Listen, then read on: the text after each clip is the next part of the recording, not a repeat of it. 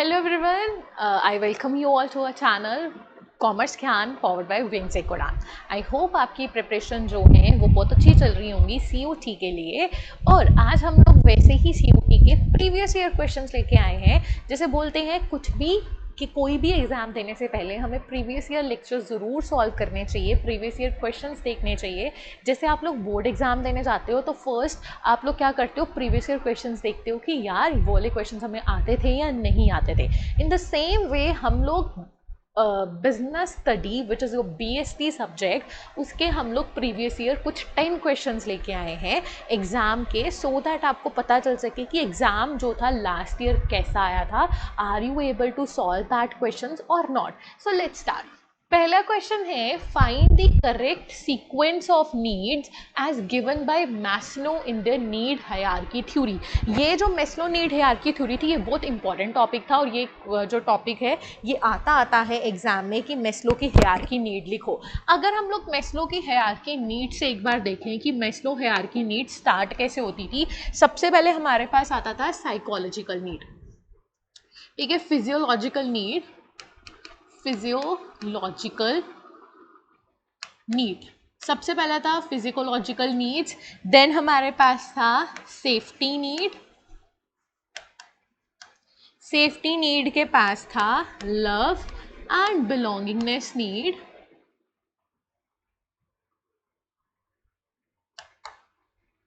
ठीक है। देन था एस्टीम नीड एंड लास्ट था self actualization, self actualization need. ये हमारे पास क्या थी, मैस्लो की 5 नीड्स थी जो हम लोगों को करनी थी। अब वो बोल रहा है यहाँ पे हमने कुछ सीरीज ऑफ नीड्स दी हैं, तुम लोगों ने बताना है कि कौन सी नीड पहले आएगी।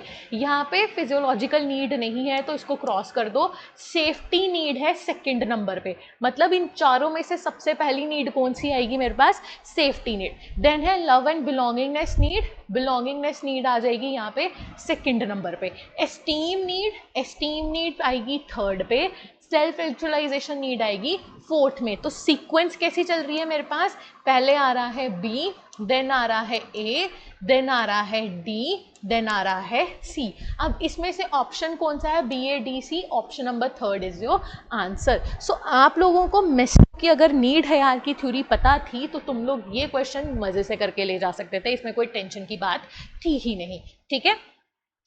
चलो अब चलते हैं सेकंड क्वेश्चन पे। सेकंड क्वेश्चन है हमारे पास, what happened, okay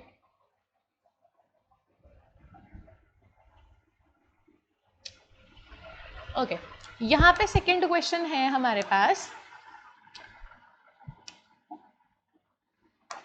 second question है, it is a process of influencing the behaviour. The key word here is influencing the behaviour. हमारे बिहेवियर को कौन इन्फ्लुएंस कर सकता है या कौन मोल्ड कर सकता है, हमें बाकी पढ़ने की नीड ही नहीं है। हमारे पास एक कीवर्ड आ गया इन्फ्लुएंसिंग, एंड इन्फ्लुएंस हमेशा कौन करते हैं, लीडर्स करते हैं। So option number B C is your right answer. So ऐसे क्वेश्चन आए थे बिजनेस स्टडी के। अगर आपने बिजनेस स्टडी को बहुत अच्छे से के दिया है, क्योंकि आजकल CBSE में केस स्टडीज आती हैं, तो केस स्टडीज में हम लोगों को की वर्ड्स ही ढूंढने होते थे आंसर लिखने के लिए। So here the key word is influencing the behaviour. So influence the behaviour कौन करता है, लीडर्स करते हैं। सो leadership is your right answer. Okay next चलते हैं। नेक्स्ट है, ओके यहाँ पे ये आउट हो गए हैं, हम लोग एक बार देख लेते हैं। Match the list 1 with the list 2 on the basis of the meaning, choosing the appropriate candidate.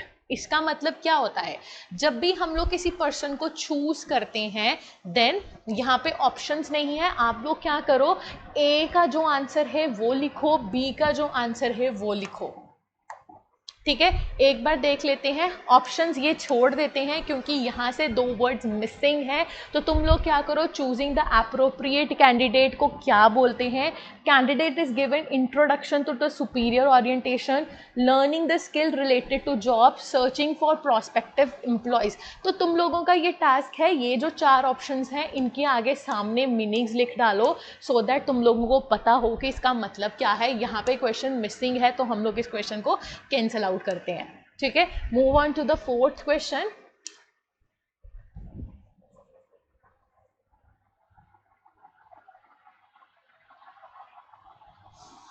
Okay, next question है हमारे पास, which of the following is the process of incitement or inducing subordinate to act in a desired manner to achieve organization goal?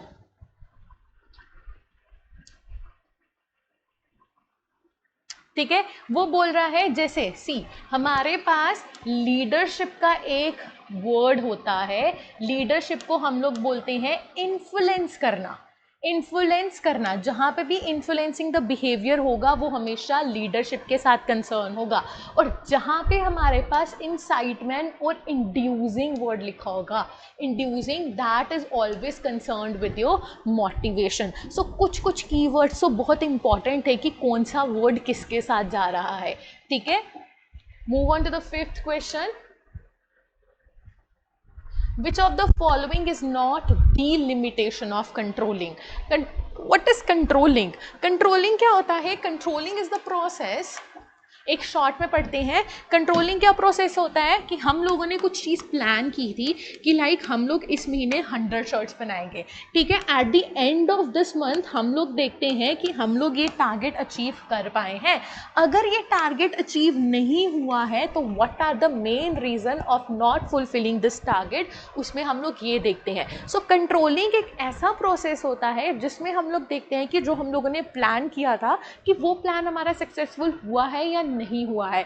If it is not successful then what are the main reason for it. ठीक है, अब बता रहा है इसकी limitation कौन सी नहीं है। कंट्रोलिंग एक कॉस्टली अफेयर है। रेजिस्टेंस फ्रॉम एम्प्लॉय है। अब आ रहा है ensure order and discipline. Okay, little control on external affairs. अब मुझे बताओ इनमें से चारों में से कौन सा ऑप्शन है। मुझे नहीं इसका आंसर बता, अब तुम लोग बताओगे। ठीक है, क्वेश्चन मैं एक बार वापस रिपीट करती हूँ। Which of the following is not the limitation of controlling? Option A costly affair, option B resistance from employees, option C ensure order and discipline, ठीक है, and D little control on external affair. C costly affair तो ये है, ठीक है, ये limitation है मेरी। ठीक है, रेजिस्टेंस फ्रॉम एम्प्लॉयज, ये लिमिटेशन भी है मेरी। अब कह रहा है इससे ऑर्डर और डिसिप्लिन आता है। अगर किसी चीज़ से कंपनी में ऑर्डर और डिसिप्लिन आ रहा है तो वो किसी चीज़ की लिमिटेशन कैसे होगी? वो हमेशा क्या होगा? उसका फीचर होगा। सो यहाँ पे उन्होंने पूछा है which is not the limitation. So your correct answer is C, it ensure discipline and order. ठीक है, move on to the sixth question. Identify the correct sequence of controlling process. Controlling के ऊपर एक क्वेश्चन आ गया और controlling exam में बहुत important question भी है, ये तुम लोगों को पता है। अब बता रहा है करेक्ट सीक्वेंस बताओ। अब कह रहा है analyse deviation, measuring the actual performance, setting up standard, comparison of actual performance with the standard. सबसे पहले हम लोग क्या करते हैं? सबसे पहले हम देखते हैं सेटिंग दी स्टैंडर्ड्स। हमेशा हम लोग क्या करते हैं? स्टैंडर्ड्स को सेट करते हैं। फिर जो एक्चुअल परफॉर्मेंस हुई है उसको मेजर करते हैं। फिर उस परफॉर्मेंस को हम लोग कंपेयर करते हैं। कंपेयर करने के बाद अगर कोई डेविएशन आई है तो वो चेक करते हैं। तो सीक्वेंस क्या बन रही है? C, B, D and A. So correct option here is your fourth one. So sixth का ऑप्शन है फोर्थ। ठीक है,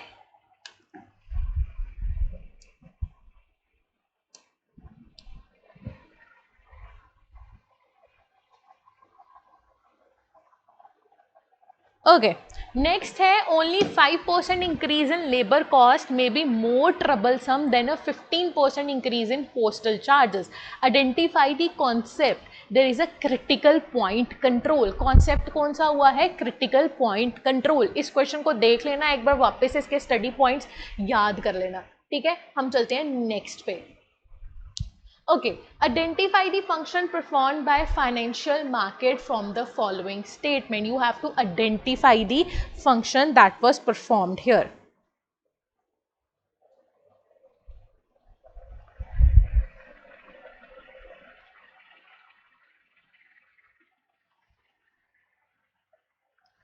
Identify the function performed by financial market from the following statement. Okay, holder of asset can readily sell their financial asset through the mechanism of the financial market. Option A, it reduce the cost of transaction. B, provide liquidity to the financial asset. C, facilitate price discovery. And D, mobilization of savings and channelizing them into most productive use. Okay, अब मुझे बताओ इसमें answer क्या है. वो बोल रहे हैं कौन सा फंक्शन परफॉर्म किया जा रहा है जिसमें holder of asset easily sell their financial asset to the financial market. So वो उसको क्या कर रहा है? वो प्रोवाइड कर रहा है liquidity to the financial asset. ठीक है, वो क्या प्रोवाइड कर रहा है? Liquidity to the financial asset. कैसे? मेरे पास कुछ एसेट पड़े हैं और मेरे को पैसे की नीड है, तो मैं फाइनेंशियल मार्केट में गई, मैंने उनको बोला मेरे एसेट सेल कर दो, उन्होंने सेल किए, तो उससे मेरे को क्या मिली? It provide me to the liquidity. तो option number B is your right answer. Okay. Next, if any of the party are not satisfied by the order of dash, they can appeal against such order to the state commission on the ground of facts or law within a period of 45 days from the date of order. Option A, district commission. B, state commission. C, national commission. And D, local courts. वो बोल रहा है अगर एक party satisfied नहीं है, यहाँ पे है खाली जगह, मतलब किसके अपील से सेटिस्फाइड नहीं है. अगर वो अपील से सेटिस्फाइड नहीं है तो वो स्टेट कमीशन के पास जा सकती है. उन्होंने यहाँ पे ये चीज बोली है.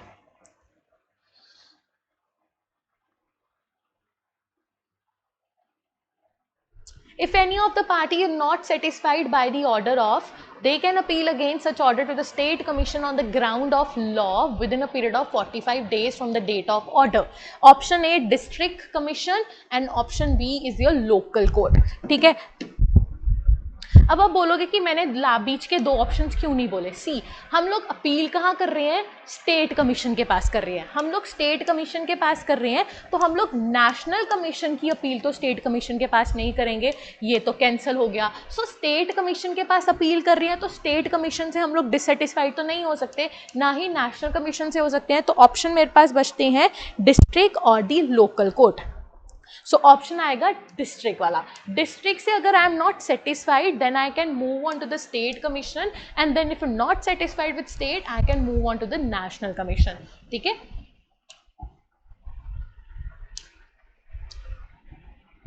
Okay. Identify the important of consumer protection discussed in the following lines. Identify the importance of consumer protection discussion in the following lines. Business organization make money by selling goods and providing services to consumer. Thus, consumer form an important group among the many stakeholder of business, and like other stakeholder, their interest has to be well taken care of. Option A, moral justification है. B, business uses society resources. C, social responsibility. And D, long term interest of the business.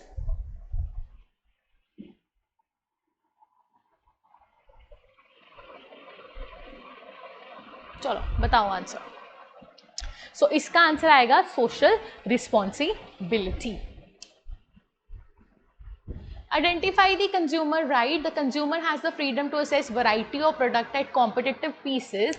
This implies that market should offer a wide variety of product in terms of quality, brand, prices. अब ये question तुम्हारा homework है, इसका answer check करो और मेरे को बताओ। लास्ट के 2 क्वेश्चन मैं तुम्हें होमवर्क देती हूँ, तुम लोग इसका आंसर चेक करो और कमेंट सेक्शन में इसका आंसर जरूर लिखना कि 11th और 12th क्वेश्चन का आंसर क्या था। Identify the method of flotation in primary market where company sale security at an agreed price to the broker. This is called right issue, offer for sale, EIPO और offer through prospectus. ठीक है, ये थे हमारे previous year questions, 12 questions जो हमने last year 2024 के CUT exam से लिए हैं। लास्ट के 2 क्वेश्चन मैंने तुम लोगों को होमवर्क दिए हैं, क्वेश्चन अटेम्प्ट करो, आंसर कमेंट सेक्शन में करो, सो दैट हमें पता चले कि तुमने सही गेस किया है या नहीं किया है। ठीक है, ऐसे ही हम लोग और लेक्चर सीरीज लेके आएंगे आपकी रिविजन के लिए। आई होप आपको सब पसंद आया होगा एंड क्वेश्चन सॉल्व करते हुए आंसर कमेंट सेक्शन में ज़रूर लिखना। ठीक है, all the best, take care and bye bye.